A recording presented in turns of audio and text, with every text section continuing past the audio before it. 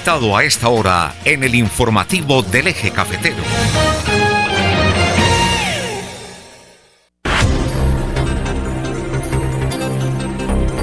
Son las 6 de la mañana, 8 minutos. Ya está aquí con nosotros el doctor Roy Leonardo Barrera Montealegre.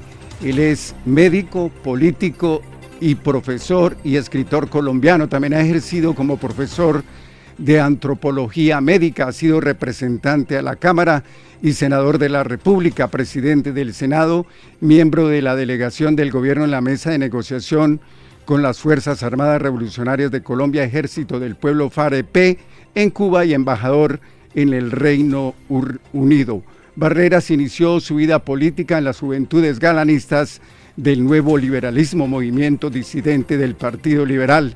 En el año 2000 lanzó su candidatura a la gobernación del Valle del Cauca con el aval del recién creado Partido Cambio Radical.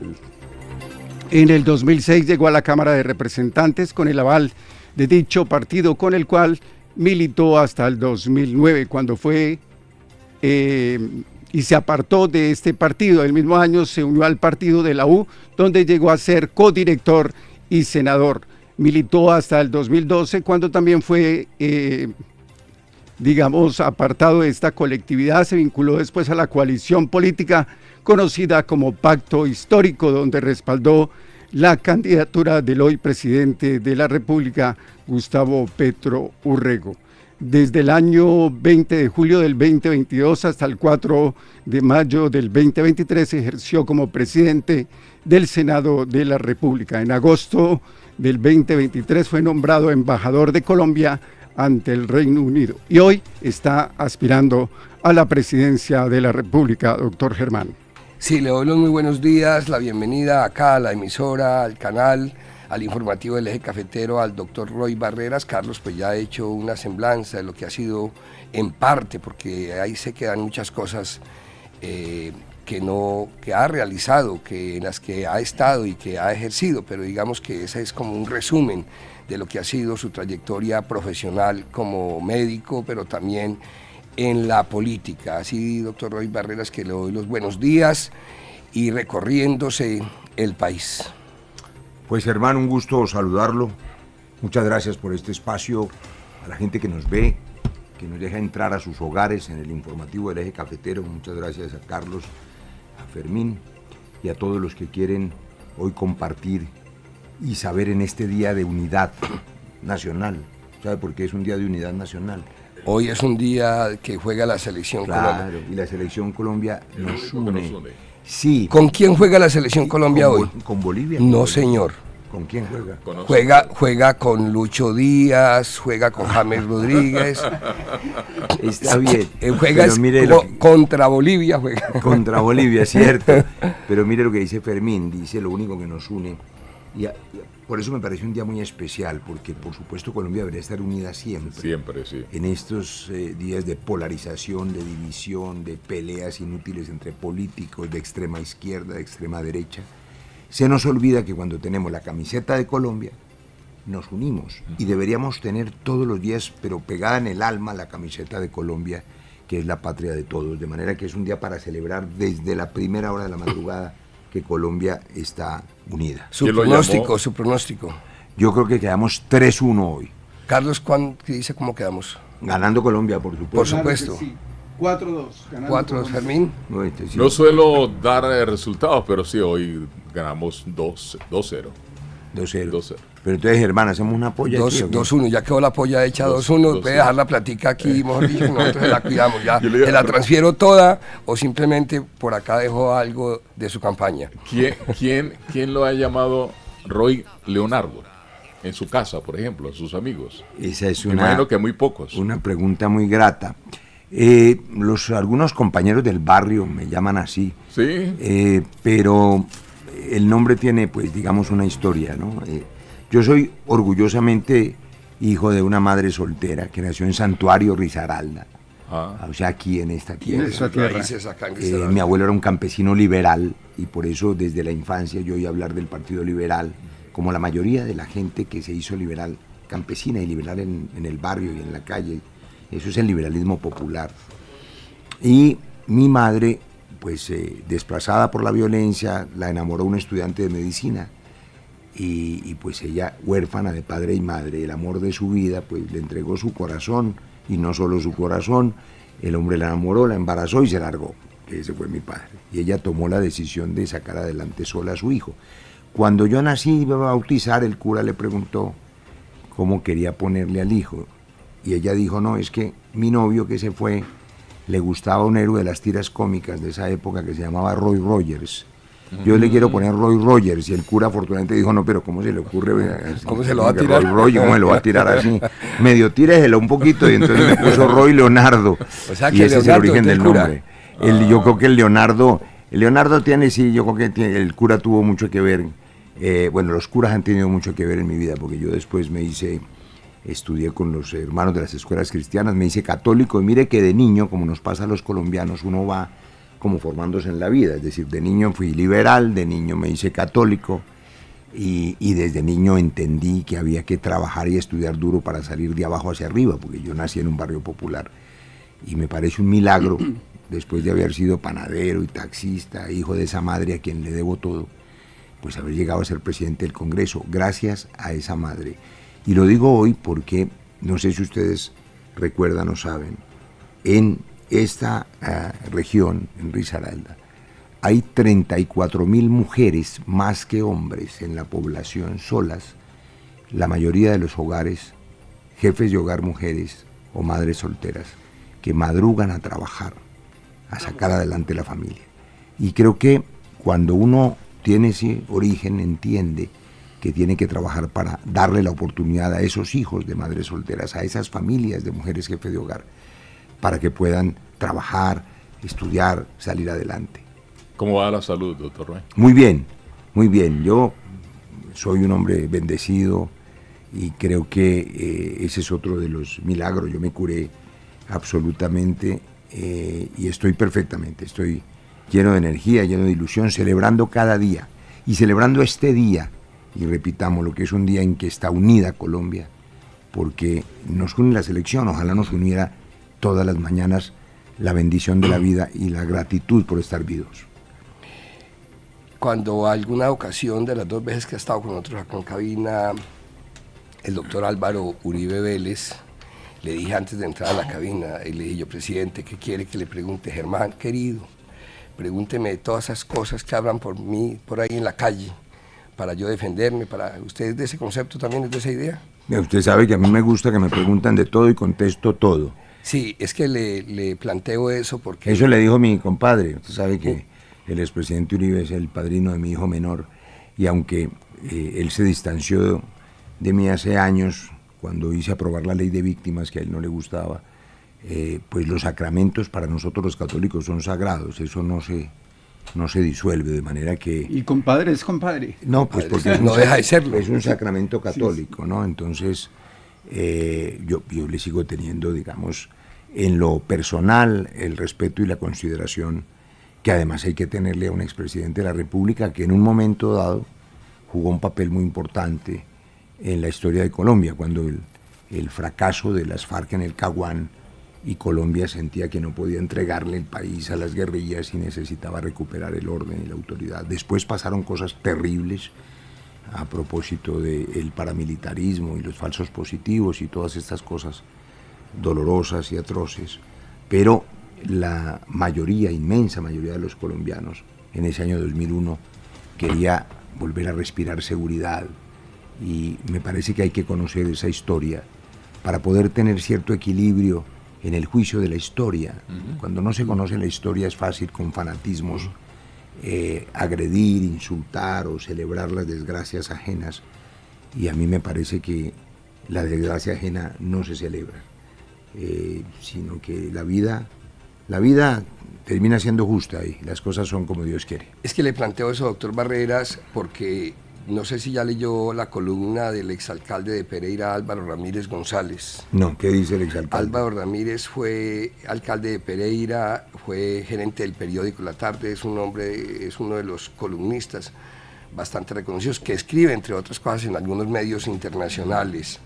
y que escribió el pasado domingo una columna, digamos que le reconoce algo, pero bien fuerte contra usted, que quisiera pues, porque esto lo ha leído, estoy seguro. ¿Y ese columnista será que me conoce, no? El doctor Álvaro Ramírez González es, digamos, uribista... Puribundo, acérrimo. Pero a mí no me conoce. Pero obviamente también pues, por ejemplo, en estos días se despachó contra Uribe, él suele también hacer eso, por la designación pues ahí del papá de Miguel Uribe como precandidato presidencial. No le gustó. Regresó de Londres de ser embajador del gobierno Petro el resbaloso político Roy Barreras. Apenas aterrizó, ya no es petrista. ¿Cómo serlo si le tocaría como su socio ser corresponsable de todo este desastre que vive nuestra nación? A pesar de que ni me gusta ni le creo una sola palabra, vi con mucha atención un video de la entrevista que Roy le dio al director de la revista Semana. La primera impresión es que tiene un muy buen manejo del lenguaje y expone sus ideas como pocos. Una labia brava, dirían los jóvenes. Con eso quiero significar que quien lo conozca creerá muy fácil que Roy es una buena opción para Colombia. Bueno, y ahí en adelante en la columna habla de que usted ha estado de partido en partido, que nació en la política con el nuevo liberalismo, después eligió por Cambio Radical, que después militó en el Centro Democrático, en el partido de la U, donde fue uno de sus codirectores. Yo nunca milité en el Centro Democrático, miente el columnista que no me conoce. Siempre... bueno, mienten muchas cosas. Fue seguro por el tema ahí, pero bueno, digamos que esto es muy largo lo que él escribe acá. En las redes, Germán, en las redes hay más insultos, si quiere también podemos leer otros. Sí, no, pero digamos, en conclusión, ese tema de los cambios de los partidos, que en sí es creo que lo que el doctor Ramírez le está cuestionando, eso hace que, digamos, yo que también he sido político, de la dinámica de la política. ¿Usted se cambió alguna vez de partido? Bueno, digamos que siempre pertenecía al liberalismo, estuve 12 años aquí jefe del liberalismo, cuando el liberalismo me negó el aval para ser candidato a la gobernación. ¿Se cambió de partido? Ahí hubo una circunstancia especial que fui y le dije al presidente Gaviria, yo no me quiero cambiar de partido. Pero se cambió, ¿no? Y claro, y ahí fue donde me inscribí por Cambio Radical. Okay. Entonces, claro, ahora eso, que Carlos estaba hace parte de la dinámica de la política. Contando lo que seguramente le aburre a los oyentes, porque la gente lo que necesita es que le resuelvan sus problemas y le hablen del futuro, pero cuando Carlos amablemente estaba leyendo eso que su hoja de vida, a mí el señor Germán Vargas Lleras me expulsó de mi partido, porque con ese geniecito y ese carácter era muy difícil que nos entendiéramos. Y cuando uno lo expulsan, pues, tiene que buscar otro partido, no es por supuesto, de manera que ahí tiene la respuesta al señor columnista detractor, pero yo tengo una respuesta mejor. Sí, señor. Imagínense que usted tiene que ir de aquí a Cali y coge un bus. Y usted se sube en el bus que va para Cali, coge un asiento y va a su destino. Y cuando va por la mitad del camino se da cuenta que el bus no va para allá, que el bus se desvió de camino. Se tiene que bajar y coger otro bus. Lo que usted no puede perder es el objetivo. Usted quiere llegar a Cali o quiere llegar a Pereira. Entonces, cuando usted quiere que este país esté en paz, esa es la historia de mi vida. A mi abuelo lo asesinaron por reclamar un pedazo de tierra. Mi madre fue una niña desplazada y huérfana, en una chiva fue a dar a Bogotá a buscar cómo sobrevivir con un pariente, la pusieron de empleada del servicio, no terminó siendo tercero primaria. Yo nací en un barrio popular y por supuesto, cuando uno tiene esa historia, el objetivo en la vida es que otros también puedan salir adelante. Yo trabajé 20 años como médico en hospitales públicos, salvando vidas, que es lo que yo sé hacer. Cuando me invitan a ir al Congreso a aprobar una ley de víctimas, fui y la aprobé. Mi objetivo ha sido y es siempre unir a Colombia, tratar de que otros olvidados tengan la oportunidad que yo tuve. Me monto en un bus. Si el bus se desvía de camino y se vuelve de extrema derecha, yo me bajo del bus y me subo en el bus que me promete la paz. Y voy hasta ahí, hasta que firmo el acuerdo de paz. En 2016, a nombre del Estado colombiano, firmé el acuerdo de paz que le puso fin a la guerrilla más larga y antigua de América Latina y la desmovilizamos. Pensé que era feliz, pensé que teníamos seguridad, hoy estamos peor, por cuenta de la maldición del narcotráfico. Entonces ese no era el camino. Y el camino no podía ser la oposición a la paz. El gobierno del Centro Democrático de Duque prometió hacer trizas la paz y cumplió con eso. Nosotros, ¿Lo único que cumplió? Nosotros no, cumplió con otras cosas. Yo trato de ser ecuánime. Iván Duque fue mi compañero en el Senado, pero lo cierto es que le entregamos 1.200 hombres, eso era lo que quedaba de la guerrilla cuando terminó el gobierno de Duque. Eran 8.000 y ahora son 25.000, porque hubo errores trágicos en el diseño de lo que se llamó la paz total, y no basta con la buena voluntad. Entonces uno tiene que perseguir siempre el objetivo. Si el bus en el que usted va no va para donde usted necesita ir, usted se cambia de bus. Es decir, pero eso hacen todas las familias colombianas, ¿no? Yo no creo que nadie se quede en el bus equivocado cuando la ruta ya no va para donde usted necesita ir. En el último caso, usted ayudó a liderar y fue parte fundamental de la elección del actual presidente Petro. ¿Usted siente que en ese bus que viajó con la promesa del cambio, ese bus también se desvió y ya le toca coger otro bus? Yo creo que... O en resumen, ¿cómo califica usted el gobierno Petro en lo positivo y en lo negativo? Bueno, bien, dos preguntas buenas. Lo primero es que devolvámonos. Había que escoger entre Rodolfo, que terminó preso por corrupción o condenado, no estuvo preso porque el pobre señor se murió antes, y un hombre que toda su vida había proclamado que había que buscar la paz y que tenía y tiene una cosa, sensibilidad por los pobres, le duelen los pobres. Pero él, Petro, es él con su carácter, con sus formas y con su ideología, que no es la mía. Entonces usted se sube al bus, sigamos con el buen ejemplo, Germán, y el chofer del bus pues va para el mismo sitio. Usted cree que va para el mismo sitio, pero usted no tiene el mismo carácter del chofer del bus ni la misma historia. Puede que se haga amigo del chofer del bus y pueda que prenda el radio y les guste el mismo vallenato, pero el señor del bus tiene otra historia. Usted no es responsable de la vida del señor del bus. El conductor del bus de Colombia es el presidente, y en este caso el presidente Petro. Y él planteó una manera de intentar la paz que él llamó paz total.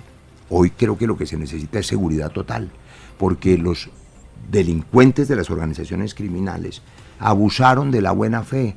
Claro que no le han cumplido a Colombia. La gente está, perdóneme decírselo, mamada de la extorsión.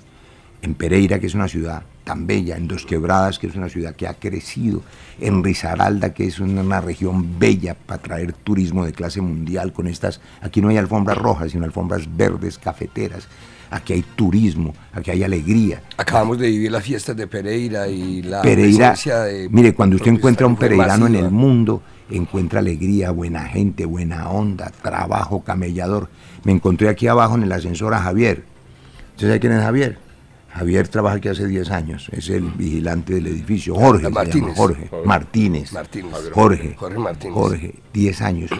Su señora se levanta a las 3 de la madrugada a hacer el desayuno, dejar el almuerzo listo, para despacharlo a él y para poder irse a trabajar. Eso es Colombia. Eso es Colombia, que madruga a trabajar. ¿Vale la pena trabajar por ellos? Claro que sí. ¿Vale la pena intentar que mejoren su vida? Claro que sí. Pero no se logra eso si la vida de la sociedad de Dos Quebradas y de Pereira, si la vida de los colombianos depende de las organizaciones criminales. Hay cosas que duelen. La inseguridad duele. Se ha aumentado el número de homicidios. En Risaralda ha habido 100 desaparecidos en lo que va del año. El dolor de la desaparición. Yo creé la unidad de búsqueda de personas desaparecidas. A eso fui al Congreso. A aliviar el dolor de la gente, porque soy médico.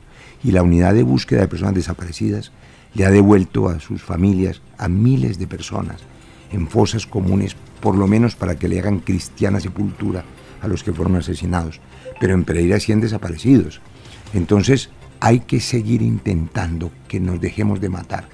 Y las bandas criminales en toda Colombia, y aquí, lo digo aquí, en Dos Quebradas, y aquí, en Pereira, están matando inocentes. Y hace poco mataron en guerra entre ellos mismos. 162 personas han muerto. Han muerto hasta el día Y de hoy. 162 familias que tienen dolor. Mataron un chico, un deportista de 14 añitos, una promesa del deporte colombiano. Qué dolor, qué dolor. Matar no se vale. A esas organizaciones criminales, que además están haciendo otra cosa, que es bueno que las familias lo sepan, como esa maldición del narcotráfico y de la cocaína está pasando de moda en Europa, porque ahora los gringos también usan pepas sintéticas. Entonces la coca la están vendiendo en las escuelas y en los hogares. Hay problemas de microtráfico, que es lo que causa esas muertes. Yo creo que los criminales tienen que saber que el Estado siempre prevalece, que el más matón de todos, que era Pablo Escobar, terminó muerto en un tejado, que no vale la pena la muerte. Y de ser presidente, ¿qué haría para remediar esta situación? Cualquier doctor? gobierno, Exacto, Germán, Fermín, tiene que someter a la justicia a los delincuentes para que las demás familias puedan estar tranquilas. Y hay dos maneras. Es decir, no habría paz total, pues. No, se necesita como esa, seguridad y total. Diálogo y... No, a ver. Es autoridad. No, Germán. hay que saber del oficio.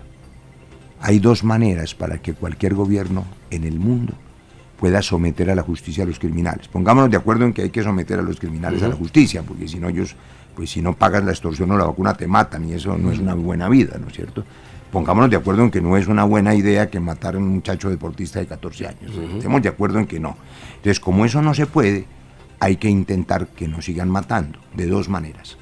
Se someten a la justicia a través de una ley que permita que ellos mismos recuperen su vida, los delincuentes, y puedan tener una vida tranquila y dejen de matar si dejan el crimen. Eso se llama las leyes de sometimiento a la justicia. Pero si no cumplen, el Estado tiene que ser fuerte para capaz de someterlos, para ir por ellos, para castigar a los criminales. Eso fue lo que fracasó en la paz total. El Estado de buena fe no puede llegar débil a las mesas, tiene que llegar fuerte para que el que está al otro lado sepa que cumple o cumple. Así que Colombia reclama hoy seguridad y reclama que vuelva a sentirse en el país un ambiente de tranquilidad, donde la gente pueda vivir y trabajar tranquila. Doctor no la tenemos. Roy Barreras, ¿usted se arrepiente de haber ayudado a la campaña de Gustavo Petro? No, ni me arrepiento tampoco de haber hecho la ley de víctimas, ni de haber firmado la paz con las FARC, ni me arrepiento de haber trabajado 20 años como médico, no me arrepiento de haber y seguir buscando un país mejor para todos. Claro que no me arrepiento. Y yo supongo que los que votaron por Rodolfo tampoco se arrepienten, porque no sabían que el señor era corrupto, sino que creyeron en otra forma de cambio. Es decir, el ciudadano que vota tiene la esperanza de que Colombia mejore, y está bien, Colombia tiene más oportunidades que problemas, más futuro que pasado. Hoy, que va a ganar Colombia frente a Bolivia, el país va a estar unido en la esperanza de clasificar. Yo tengo la esperanza de que Colombia clasifique como país en el mundo, que genere más empleo. Déjeme decir una cosa positiva para que los oyentes del informativo del Eje Cafetero no se lleven en esta mañana una especie de mañana amarga en que todo es malo, todo es un desastre, una desgracia. No, en esta zona tan bella hay que importar viejitos y viejitas. Traigamos viejitos y viejitas. ¿Sabe dónde? De Europa y de Estados Unidos, con dólares y con euros. Se están muriendo de soledad y de frío en el cambio climático. Y aman Risaralda, aman el Eje Cafetero. El paisaje cultural cafetero es símbolo de la humanidad, es patrimonio de la humanidad. Y hay que construir aquí cadenas hoteleras especializadas en el cuidado del adulto mayor, porque eso genera empleo a auxiliares de enfermería, a fisioterapeutas, a psicólogas, a geriatras. Y es una industria que está creciendo en el mundo. Para ponerle solo un ejemplo, el café es adorado en el mundo, el café colombiano. Hay que seguir exportando café. Es decir, las posibilidades, pero hay que resolver el tema de infraestructura, hay que resolver el tema de las vías del Samán.